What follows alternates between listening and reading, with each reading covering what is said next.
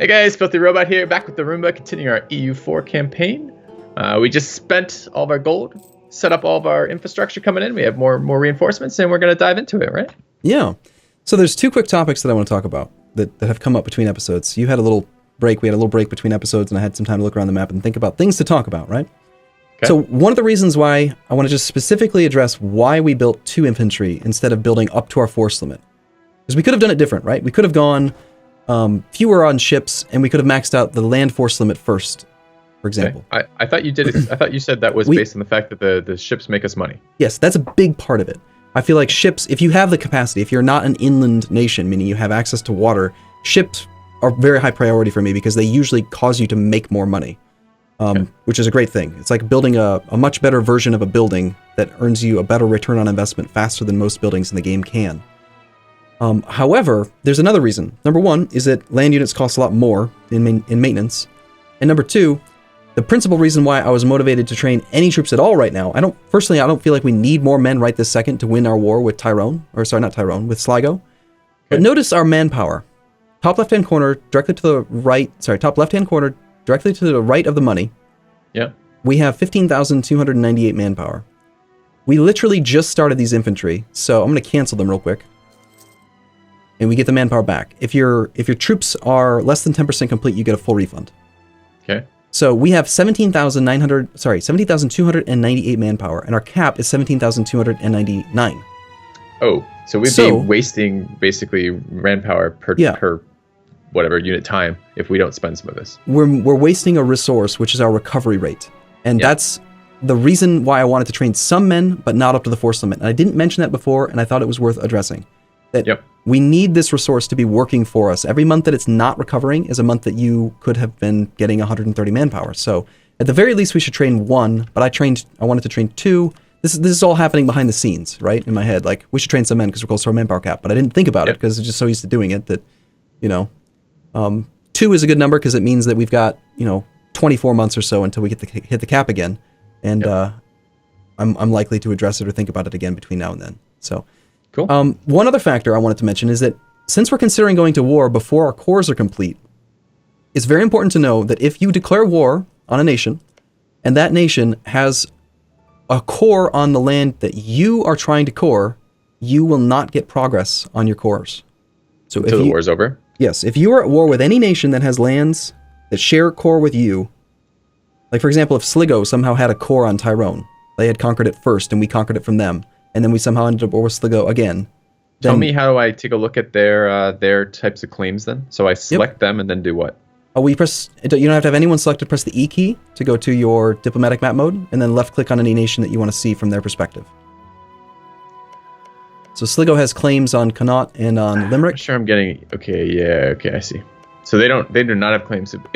If they had claims on Tyrone though, that would screw up our coring as we fight them. Not claims. They would have to have a core on Tyrone. Okay. And again, this isn't going to happen. I just wanted to mention it because it's one of those new player traps you can fall into where it's like, okay, everything's looking good. I'm coring my lands. And okay, I'm going to go declare this war. And then you find out that all of the cores you were expecting to finish between now and when you end your war couldn't progress. And so now you're at 100% overextension waiting for your cores, and you can't take any new land because they're still not done. Got it. So we want to avoid that issue for players by just mentioning that core progress doesn't happen if you're at war with someone who has a core on that land. So anyway, we're waiting till May. Okay. May, if you remember correctly, was the month we're going to raise maintenance because it's going to time us properly with the war with Sligo. Got it. Okay. And also, you wanted me to remind you or mention again, I'm very annoyed right now that we don't have power projection. And I think that the reason we don't is because we supported the Lawlord heretics rather than separatists. And I'm like 90% sure in my head right now that we would have power projection from supporting rebels if we had supported separatists, but Paradox, in their infinite wisdom, has just screwed us, and it doesn't work for non-separatist rebels, which is just horseshit, damn it. Paradox, fix your shit. You think that's the distinction, is separatist versus non-separatist rebels? I really do, yes. Because I have literally just done this in the last couple of hours before we played today. Ooh, this is really, really good. Oh, this is so good. Okay, let me finish my thought and then we'll address these pop-ups. I'm like 90% sure I've played in the last couple hours and gotten power projection from supporting rebels, and we don't have it yet. So either it's going to happen when the rebels fire, or it's just bullshit and we're not going to get it ever, even though we spent 120 How can I ducats. check when the rebels fire again? I go look over support rebels. They're still only at 70% still. Yep. So every single month, they have a chance of advancing towards rebellion. And in fact, we can actually look at our own interface for this. And let's just put all these dialogues that have just popped up off to the side. Just click on them and drag them off to the side so that they're not in the way, and we can look at some other stuff. As long as the game's unpaused, you can leave dialogues open. It doesn't matter. We'll come back to them in a second. This is really exciting, though. I can't wait to talk about those. But we got to talk about this rebels thing a little bit first. So F1.9. We're back to our stability and expansion tab again, where we saw overextension and war exhaustion. Now at the bottom, you can actually see we have rebels building up too. We've got Leinster separatists and Tyrone separatists. Okay. These are people who want to go back to that other country. They don't like us. Because of the fact we have positive unrest in these provinces, we are building up a progress towards a rebellion. Hover over where it says Leinster separatists. It says 1 is the number of provinces that are causing the overextension.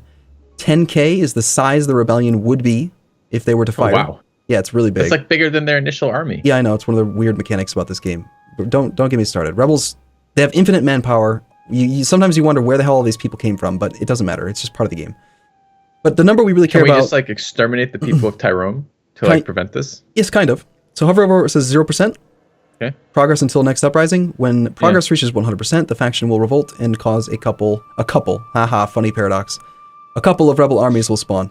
The faction has a 10.2% chance of increasing progress by 10% each month due to how much unrest is in these provinces. At this pace... I wanted to take a moment to point out the disparity in that tooltip, by the way. You were laughing at couple, but I think couple is particularly hilarious here in response to the fact that the next line is the faction has a 10.2% chance of increasing the progress. Really, you're going to give me a term as couple as one of the numbers in this sentence, and the next sentence you're specifying out to the decimal places on this? That is hilarious. Yep. That's hilarious.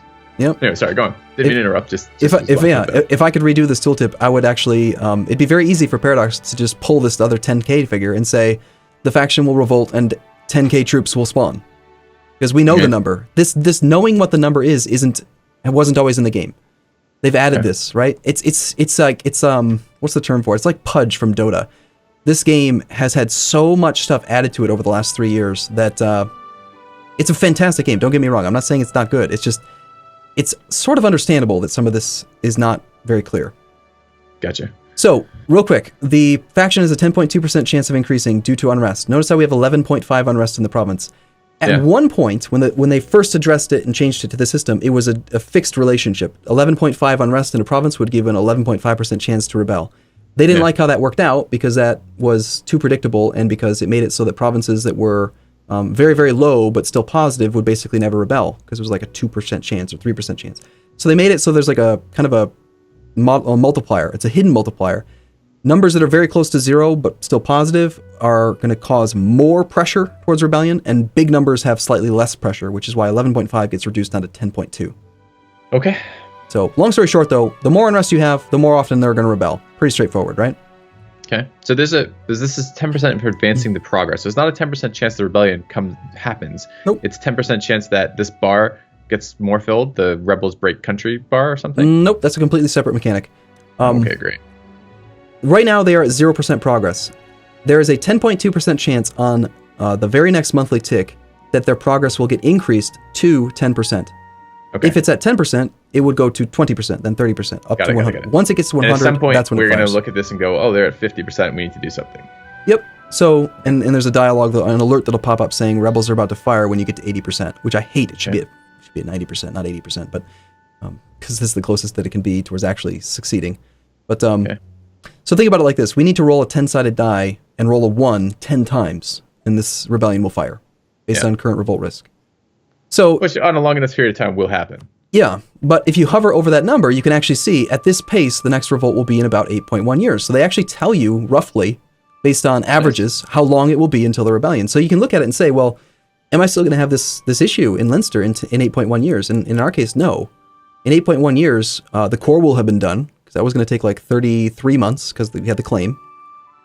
So we're going to have that's going to be done. We're going to have less war exhaustion, because we're going to have ticking it down. Notice that's already down to 0.39.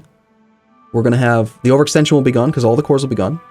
The separatism, which is their desire to return to their previous tag, will have decreased over those 8.1 years at a rate of 0.5 every 1 year. So lots of things are going to reduce it. So it's pretty unlikely we're going to have any issue here. The whole reason we're taking the time to talk about this is you were asking, they're only at 70%. We were talking about England. So they are at 70%. Now that number should make more sense to you. They are at 70% towards an uprising. They were already at 70% before we supported them. Yeah, so I assume the support means that they're the number that they roll are going to be more likely to succeed in producing them from going from 70 to 70 to 80, right? Correct. And so we know for sure that there are some provinces that were causing this to build in the first place.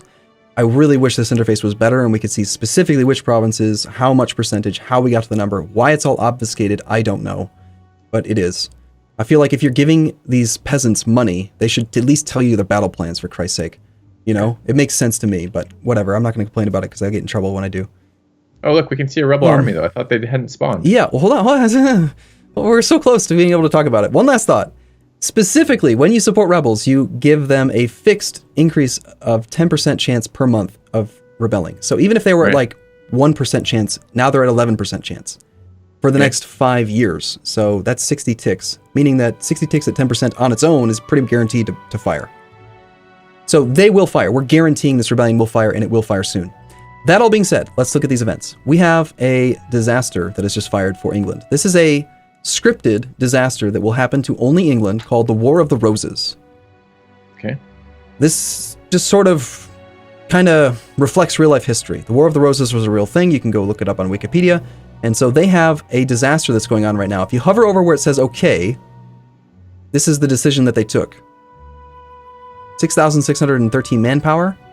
They supported House Lancaster, and so until 1458, it gives the following effects: local unrest plus 10, and they have 26 pretender regiments rise up in Lancashire. 26, that's so many. Did I say 26 or 27? I feel like I said 27 as I said it, but then yeah, it says 26 over it. Over it, so it's a huge freaking rebellion.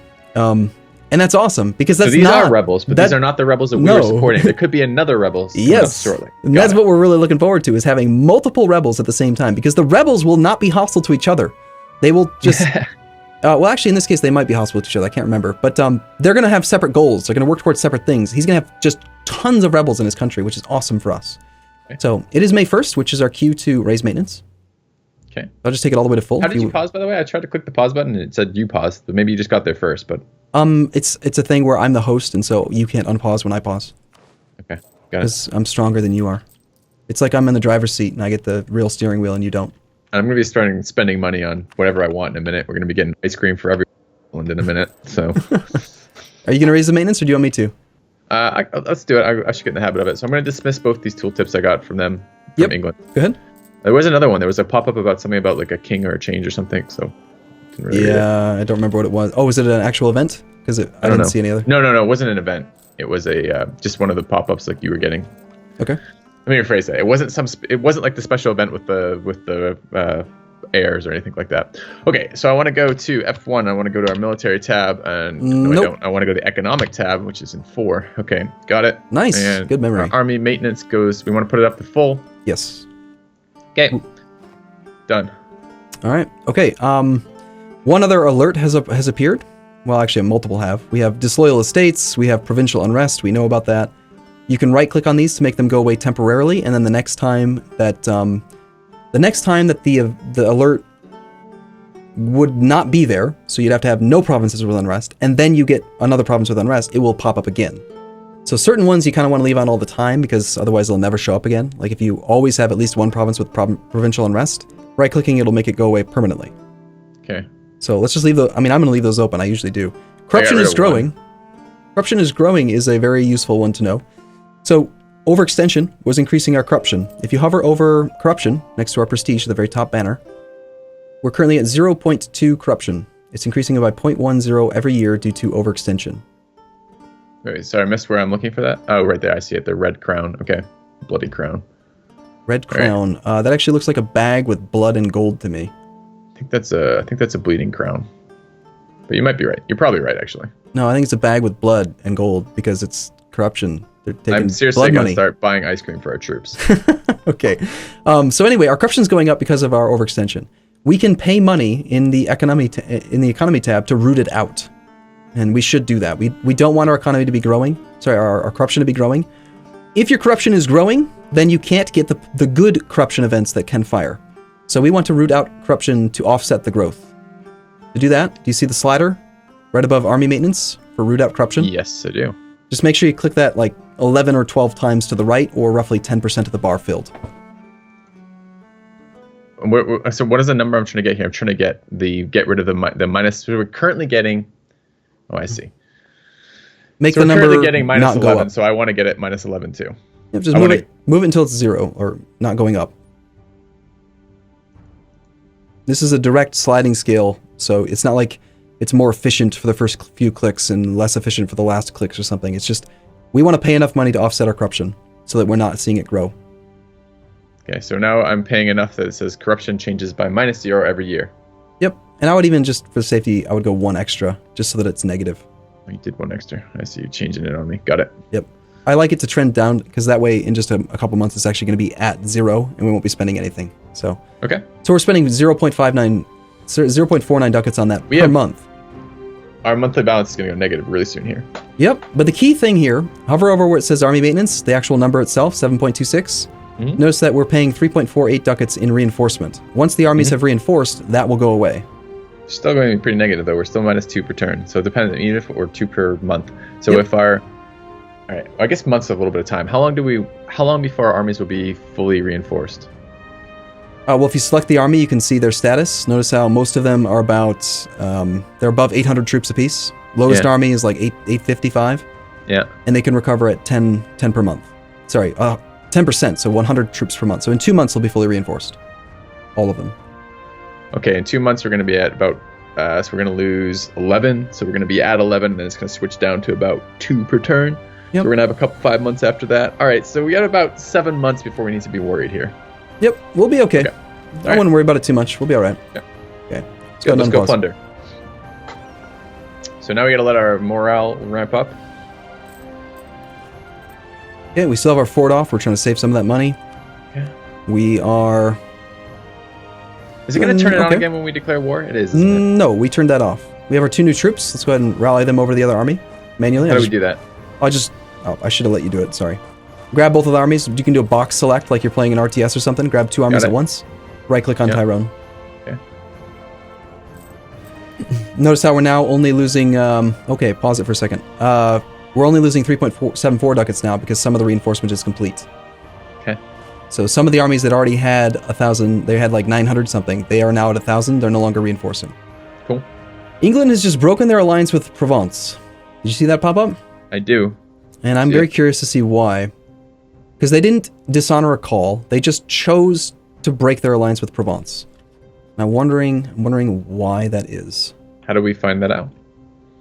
Well, usually it's due to trust or due to their opinion. Let's go ahead and press the T key. That's the opinion map mode. Okay. Left click on England. Okay.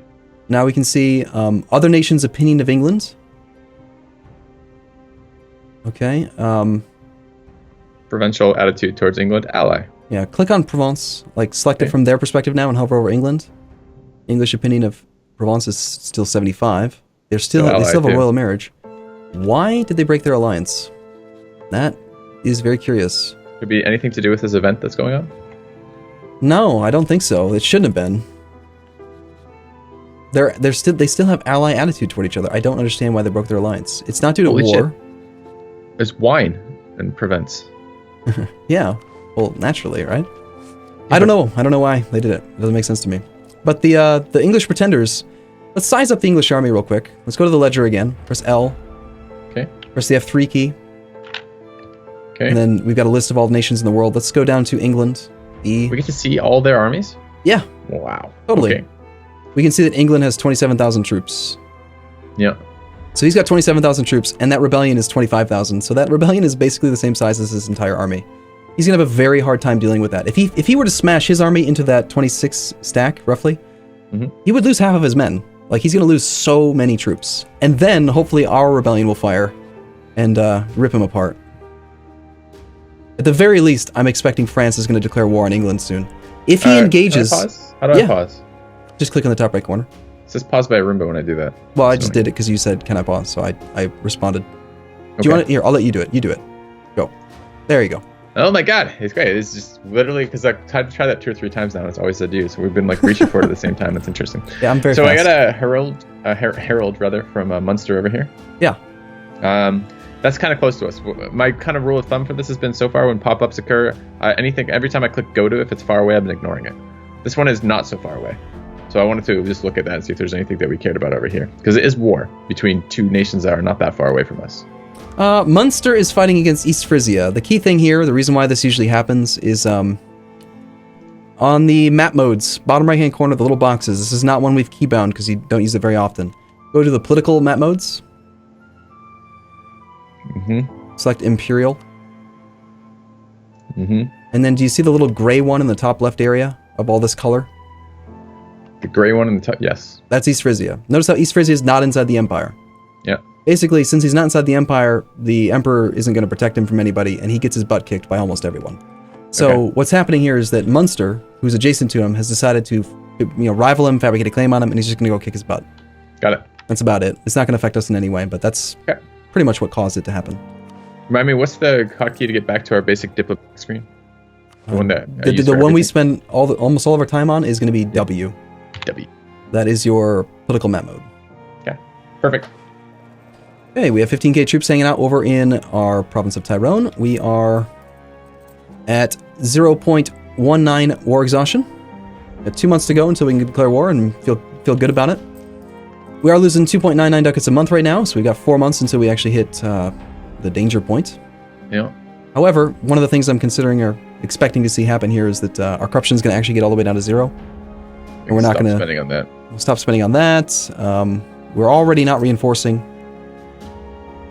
We could take a loan. We could debase currency. Hope for positive events. We don't actually. Here's the thing. I think we're going to be able to lower maintenance very, very soon because we're going to move our army into Sligo, kill his army, and then immediately take our maintenance back down to 0. Do you think we just play it close? Yeah. I mean, here's where if we wanted to, we could have trained only 1 infantry instead of 2, and we would have an extra 10 ducats on hand to kind of tide us over. So I was looking at the debased currency stuff. Because that was on the economic tab over here. Yep. So, but I mean, that would be totally counterintuitive to what we're doing, though, right? Yeah. Oh, I've got a pop-up. Yeah, I got an event actually. National Epic. Okay, so yeah, the reason why we don't really want to do debased currency is because you gain 2 corruption, and it's far, far more expensive to buy corruption down over time than it is to take this 54 ducats. We would spend way more than 54 to buy the corruption down. That's why I was surprised you even offered it as an example of how we could make money, because we had just spent money trying to root out corruption. Like, why were we gonna? I said we could. I didn't say it was a good idea, but it is there. There's only really one situation that I can imagine where debasing currency makes sense, and that's where you are super far ahead of time on technology, and you have other modifiers that are giving you corruption reduction by default. So you can basically utilize your corruption reduction as a financial income stream. Well, I just now have something that we may want to consider here. I'm not sure, because this event allows us to trade 10 administrative power. We'll lose 10 administrative power, and we'll lose 7.16 ducats, which isn't that much, but it's quite a lot of our existing economy right now. Mm-hmm. And it will give us +1 yearly prestige. For how long? Until the 23rd of August, 1468. So for 20 years, we get +1 prestige. Yeah. For 7 gold. We like administrative power. We like prestige, remember? Yeah, that's what I'm saying. Like, this sounds like something that you're going to be quite interested in. Yeah, I almost always take yearly epic. I would take it, even if we have to take a loan. Yeah. Okay. Would we take a loan here, or would we? Yep. Okay. Because we're going to spend 7 some ducats, and then next month with our army reinforcement, and then the month after, we're probably going to have taken a loan. But I would still take it right now. Yep. Bam. We have two ducats left. All right. So, what's the timing like on this episode? This is the spot where we got to take a break. Yeah. So we'll talk about loans next time, I guess. Yep. Sounds good. All right. Thanks for watching. We'll see you soon. See you guys soon.